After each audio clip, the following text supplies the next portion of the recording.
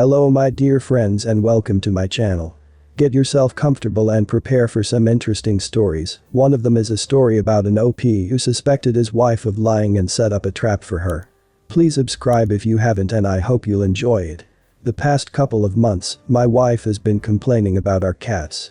She's been claiming that the cats wake her up constantly and that she's frustrated every night that she has to get up and open the door for the cats, or the cats keep making noises, or the cats keep jumping on her.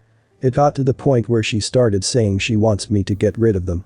I told her I've never seen or heard any of this, but she claims I sleep through it all. She kept telling me she was getting less and less sleep and kept acting aggressive, blaming lack of sleep from the cats, and that if I didn't get rid of them, she'd leave me. I legitimately started considering giving the cats to my sister until I noticed something. One morning she claimed she had gotten up multiple times throughout the night to help the cats. She listed a bunch of times. I thought it was weird because I had been up until 4 a.m. and she claimed that she got up at 1 a.m. to open the door for them and a few times around 3 a.m. because they were meowing and jumping on her. I was in the bedroom the entire time while she slept and I know none of that happened. Things weren't adding up, so I decided to run a test. I waited until she said she was going to bed, then I let the cats out of our bedroom, lowered my phone brightness, and faked going to sleep. I just laid there in bed for the entire night, bored, but I definitely did not fall asleep. I made sure to make timestamps every 30 minutes on my phone through Discord just to be sure. I marked down every noise my cats made. One cat had jumped down from something and made a little sound at 3:18 a.m. and one ate food relatively quietly by the bedroom door at 4:57 a.m. Other than that, nothing happened. Sure enough, my wife slept from 11 p.m. until 9 a.m. and that morning she claimed she had woken up at least 7 times to open doors and from cat noises and cats jumping on her. At this point I was pissed because she was clearly lying to me. I was exhausted and fed up with the lies, so I just bluntly called her out on it. I told her, "That's funny. I stayed up all night to monitor the cats and they weren't even in the room at all last night. I have timestamps and everything.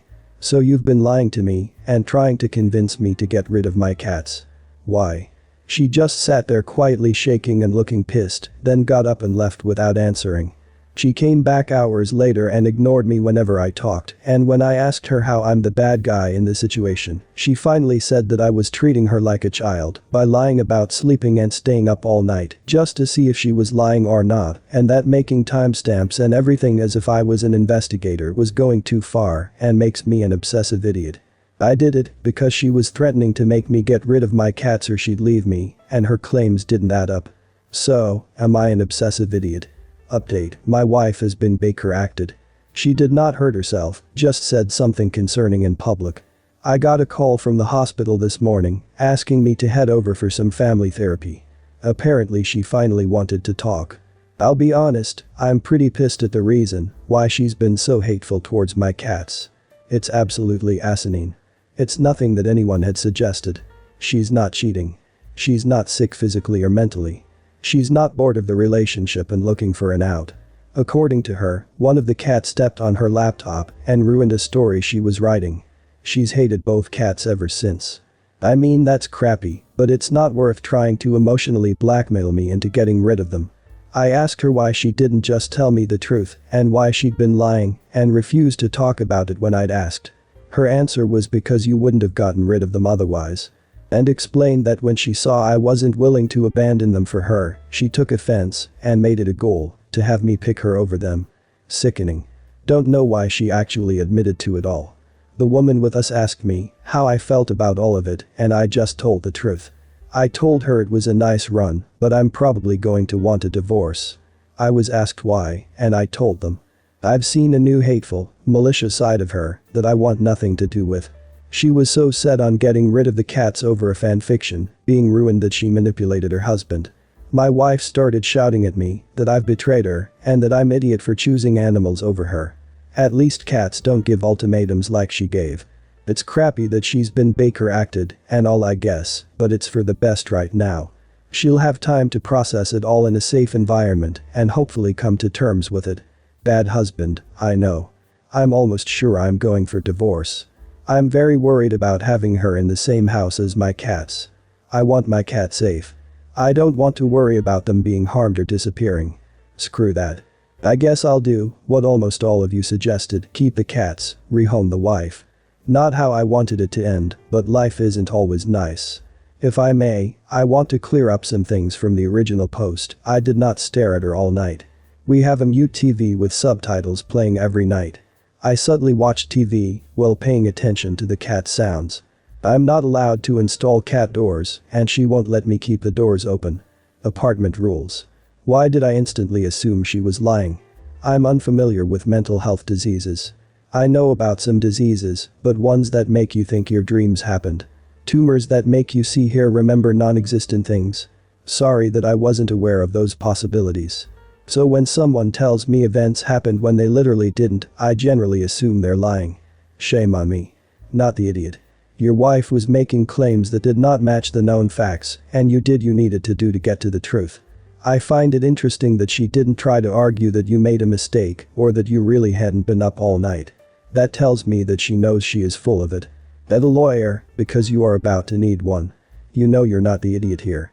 You live with a sociopath who got mad that you called out and proved her lying.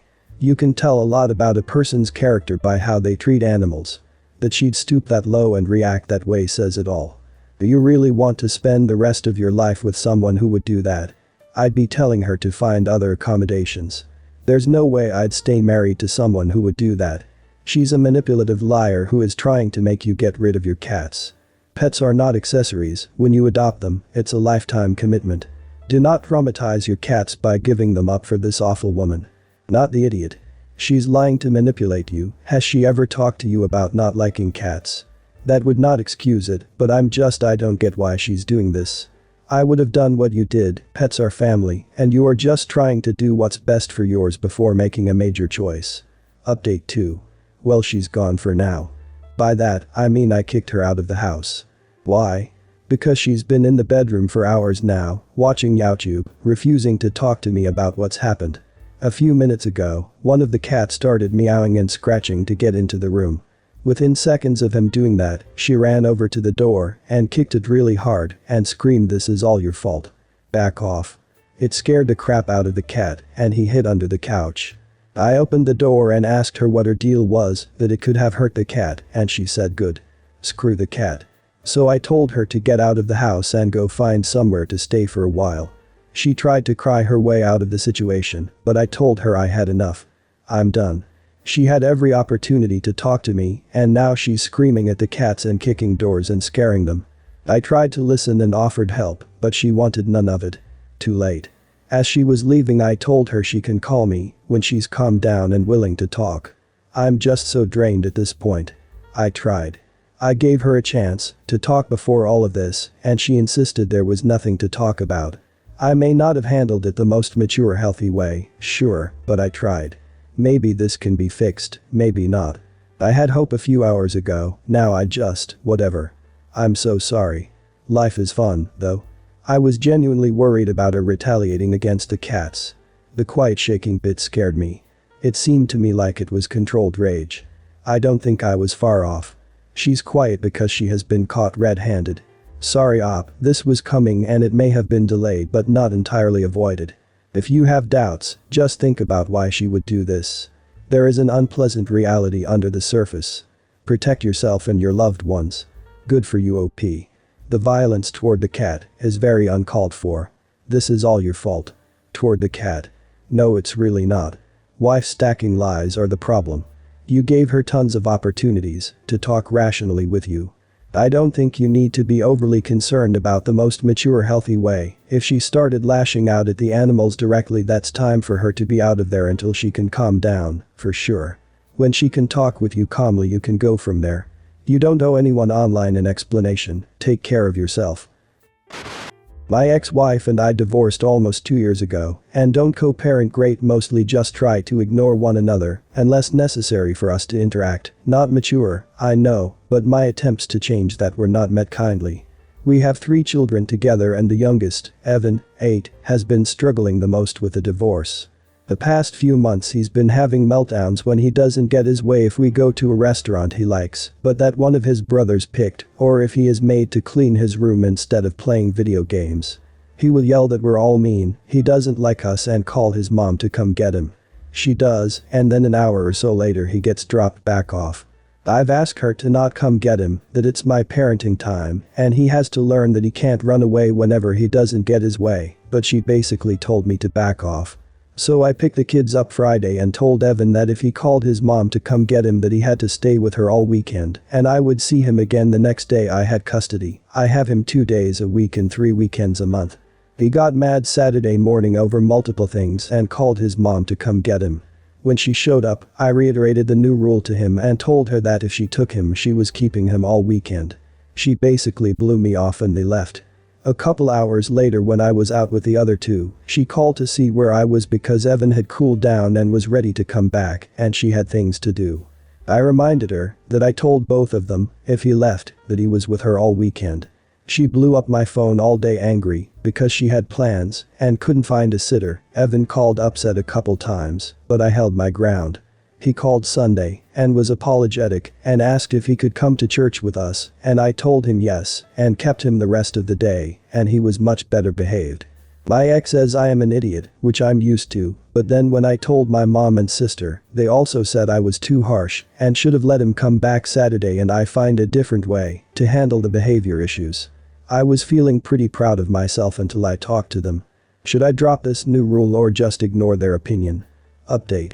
I have made an appointment with my attorney to discuss getting Evan into therapy that she cannot interfere with and also to find out my best course of action for when if she shows up in the future. Wanted to jump on and answer a couple questions, though. A lot of people asked how Evan was contacting his mom. She got him a phone for Christmas. He is not supposed to bring it to my house because I once took it away when he and his brothers were bickering all day. They all go their phones taken away. Evan told his mom and she told me I had no right to take his phone away since she paid for it. So I told her that the phone stays at her house when he is with me, but half the time he hides it and I don't know he has it. He will also text her by getting one of his brother's phones. Once he even went into my office and FaceTimed her on my iPad. I usually don't know he's doing this because the things he decides he is going to call her about are random and often benign. Once, he called her because he didn't want to go to Lowe's. He whined about going. I told him he couldn't stay home by himself, so he had to go and proceeded to finish cleaning up the kitchen. Less than 10 minutes later, and his mom is at the door to get him. He hadn't thrown a tantrum or anything, just normal whining that my other boys did at that age. Later that afternoon when all the boring errands were done and I was about to take the older boys to a movie, he got dropped back off. Mostly when he calls her he is not emotional and crying, he just isn't getting his way and is frustrated. The older two got the same way at his age. Heck, they get frustrated now if they are told no, but they didn't have the option at his age to have someone come get them, so they go their way. Not the idiot.